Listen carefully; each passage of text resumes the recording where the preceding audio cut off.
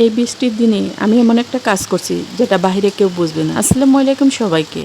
বৃষ্টি যখন নামতে শুরু করলো, আমি ঠিক করছিলাম আজ কিছু স্পেশাল হবে, কিন্তু সেটা কি এখনো কেউ জানে না। রান্নাঘরে ঢুকতেই মনে হলো আজকের গল্পটা শুধু রান্নার না, এর ভেতরে কিছু একটা লুকানো আছে। প্রথমেই শুরু হলো কড়াইয়ের শব্দ দিয়ে, তারপরে একে একে পড়তে লাগলো মশলা, আর তখনই বদলাতে শুরু করলো পুরো পরিবেশ। গরুর বুড়ি ভাজা আর জাল জাল মুরগির মাংস শুনতে সাধারণ লাগছে, কিন্তু আসল গল্পটা একা নেই।